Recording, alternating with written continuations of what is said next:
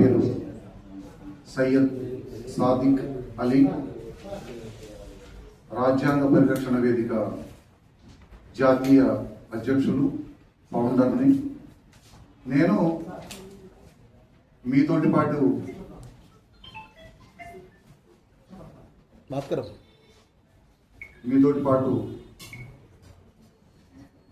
Journalism popular channel ఎండీగా ఉన్నాను.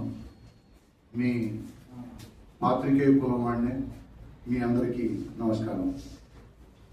Electronic, print, YouTube అందరు మిత్రులందరికీ మరొకసారి రాజ్యాంగ పరిరక్షణ వేదిక తరఫున మీ అందరికీ నమస్కారం తెలియజేస్తున్నాను.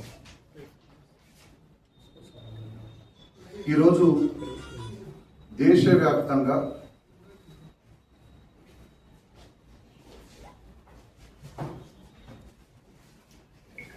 సాంస్కృతిక విధ్వంసం జరుగుతుంది. మీ అందరికీ తెలుసు, భారతదేశ స్వాతంత్ర సంగ్రామంలో 62,000 మందికి పైగా ప్రాణత్యాగం చేసి ఎందరో మహానుభావులు అమరులయ్యారు. ఈ దేశానికి స్వాతంత్రం సిద్ధించారు. ఈరోజు ఈ దేశంలో రెపరెపలాడే జెండా మనకు కనిపిస్తుంటుంది. ప్రతి చోటకి వెళ్ళిన ఆ జెండాయే సురయ్య త్యాబ్జీ, హైదరాబాద్కు చెందిన మహిళ. రాజ్యాంగం, భారత రాజ్యాంగం చివరి రాజ్యాంగ జెండా ఆవిష్కరణ కమిటీలో ఆవిడ గారు ఈరోజు రెపరెపలాడే జెండాని ఆవిష్కరించిన సురయ్య త్యాబ్జీ మన హైదరాబాద్ నివాసి, మనం గర్వంగా చెప్పుకోవచ్చు. అలాగే ఆబిద్ హసన్ సఫ్రానీ ఈరోజు ఏ మూలనైనా జై హింద్ అనే నినాదం ఉవ్వెత్తున ప్రతి మీటింగ్ వెనక లేస్తుంది.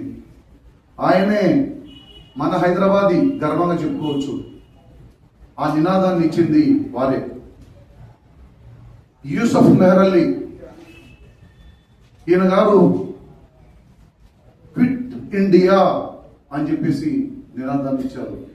ఇది స్వతంత్ర సంగ్రామంలో ఎంతో చురుకైన పాత్ర పోషించింది. ఉద్యమానికి ఊపిరి లూపిన ఈ దేశం నుండి వెళ్ళిపోని చెప్పడానికి క్విట్ ఇండియా అని చెప్పింది యూసఫ్ మెహర్ అలీ. ఇక అబ్దుల్ హబీబ్ యూసఫ్ మార్ఫానీ, ఈయన గారు సుభాష్ చంద్రబోస్ ఆజాద్ హింద్ ఫౌజ్ కి ₹1 కోటి ఆ రోజుల్లో నగదుగా ఇచ్చాడు. తన భార్య, పిల్లల యావత్ కుటుంబం బంగారు నగలిచ్చాడు. తన యావత్ ఆస్తి పత్రాలు ఇచ్చాడు. ఇచ్చి సుభాష్ చంద్రబోస్ గారి దగ్గరికి వచ్చి నమస్కారం పెట్టి, ముझे యూనిఫామ్ దీజియే, आपके ఆజాద్ హింద్ ఫౌజ్ మే मैं సిపాయి బనుంగా అని వినమ్రంగా అడిగాడు. అలాగే మహమ్మద్ ఉమర్ సుబానీ, ఈయన గారు మహాత్మా గాంధీ నూలు ఉడుకుతారు. ఎంత ఉడుకుతారు? మనకు రిప్రజెంటేషన్ చేయడానికి ఎంతో కొంత నూలు ఉడికి విదేశీ విదేశీ దుస్తుల బహిష్కరణ కార్యక్రమాన్ని చేపట్టారు. వారి కాడికి వెళ్ళి, మీరు ఎంతైనా నూలు ఉడకండి, ఆ నూలు నాకు ఇవ్వండి అన్నారు. ఆ నూలు ఖరీదంతో తెలుసా? ప్రపంచంలో ఆ రోజు మన పత్తి రైతులు నూలు ఏదైతే ఉందో ఆ రేటు ఈ రోజు కానీ ప్రపంచంలో ఎక్కడ పెట్టలేదు. 37 లక్షల రూపాయలు పెట్టి ఆ నూలుకి చెక్ మీరు రాసుకోండి అంటే 37 lakhs రాశారు. అది ఒక పావు కేజీ కూడా ఉండదు, 1 కేజీ కూడా ఉండదు. అది మనం మోటివేట్ చేయడానికి గాంధీ గారు అరువు చేసిన చరకా ఉద్యమానికి 37 lakhs తోటి ఆ చెక్ నిండింది. అంతేకాకుండా జలియన్ వాలాబాగ్ మీకు తెలియదు కాదు, జనరల్ డయర్ 1650 రోజులు పైచులు కాల్చాడు. 1000 మంది పైచులుగా చనిపోయాడు. డయర్ని పిలిచి, ఏంది ఇదనంటే, మా మీద దాడులు చేసి పారిపోతుంటే కాల్చామన్నారు. మా పఠాన్ సోదరులు, మా కురేషీలు, ఈ దేశంలో ఉన్న కురేషీలు, పఠాన్లు, వీళ్ళందరూ ముల్లాలు, ముఫ్తీలు, వాళ్ళందరూ సమావేశమై ఏంటి అని అడిగితే వాళ్ళందరూ ఒకటే, మేము మీ వారిపై దాడి చేసి పారిపోతుంటే కాల్చారని మా మీద అపవాదు పెట్టారు. ఖురేషీ సోదరులు కానివ్వండి, పఠాన్ సోదరులు కానివ్వండి, అలీలు కానివ్వండి, ఈ దేశంలో ఉన్న మా సోదరుడికి, మా తోటి సోదరుడికి తుపాకీ గుండు తగలకుండా మేము వీరోచితంగా ముందుకు పోయాము. వెనక వీపు నుండి ఒక్క చోట ఉన్న ఈ దేశం నుండి మేము స్వతంత్ర సంగ్రామంలో పాల్గొమని చెప్పాడు. లెక్క పెడితే ఒక్క పఠాన్ సోదరుడు కూడా వీపు నుండి తోట తగలలేదు. అన్ని తుపాకీ తూటాలన్నీ ఎదురే తగిలాయి. అది ఈ దేశంలో ముస్లింల పాత్ర. అంతేకాకుండా తుర్రేబాజ్ ఖాన్, ఏం రా తురుం ఖాన్ అంటాం మనం, ఎక్కడ తురుం ఖాన్ అంటాం. తుర్రేబాజ్ ఖాన్ ఇతను ఒక సైనికుడు. హైదరాబాద్ వచ్చి వాళ్ళ బ్రిటిష్ వాళ్ళ మీద తిరుగుబాటు చేసి దాడులు చేస్తే 5,000 రూపాయలు తల తీసిస్తే 5,000 రూపాయలు ఇస్తారని చెప్పేసి బ్రిటిష్ వాళ్ళు ప్రకటించారు. తీసుకొని నా తలని చెప్పాడు తుర్రేబాజ్ ఖాన్. అది మన హైదరాబాద్లోనే మనం గర్వంగా చెప్పుకోవచ్చు ఈ దేశం కోసం. ఇంకో పెద్దవాడు చెప్తున్నా ఆ సోదరులందరికీ, భారత మాతాకి, భారత మాతాకి అన్నది ఎవరు కాదు. భారత మాతాకి జై అన్నది అజీముల్లా ఖాన్. ఇతను ఒక రాజ్యంలో ప్రధానమంత్రి. అజీముల్లా ఖాన్ అనే అతను 1817లో భారతదేశాన్ని, భారతదేశ ప్రజలందరినీ ఏకం చేయడం కోసం భారత మాతాకి జై అని ఆ రోజే నినాదం ఇచ్చారు. భారతీయులందరూ ఒకటే చెప్పడానికి అజీముల్లా ఖాన్ ఇచ్చిన నినాదం అది. ఇవాళ బాధాకరం, ఎవరో ఒకళ్ళు తీసుకొని మిగతా వారిని విడదీస్తున్నారు. పాత్రికేయులారా, మీకు నేను ఎందుకు చెప్తున్నానంటే, ఇవాళ నేను వాకింగ్కి వెళ్ళా, ఇంకొక అతను చెప్పదలుచుకోలేదు. వెయిట్ వేసి ఆరోగ్యం బాగుండాలన్నారు.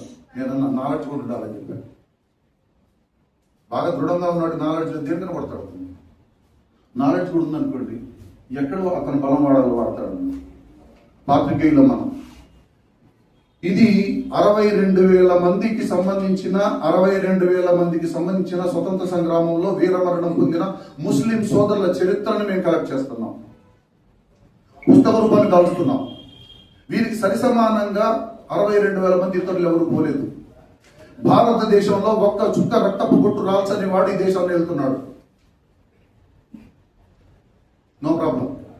భారతదేశంలో స్వతంత్ర సంగ్రామానికి వ్యతిరేకంగా పాల్గొంచుకున్న ఈ దేశాన్ని వెళ్తున్నాడు. No problem. మనం ఎంతో మంది దేశ నిరుద్యోగ యువత ఏదైతే ఉందో వారిని రోడ్డును పడేస్తూ కోట్లాది రూపాయల ధనం ఎగవేయడానికి కారణమవుతుంది. మనం జాగృతం కావాల్సిన అవసరం ఉంది. నేను స్పీచ్ ఇవ్వడానికి రాలేదు ప్లీజ్. కానీ ఈరోజు రాజ్యాంగ పరిరక్షణ వేదిక ఒక బాధ్యత తీసుకుంది. మీరందరూ సహకరించాలని వినమ్రంగా కోరుకుంటున్నా.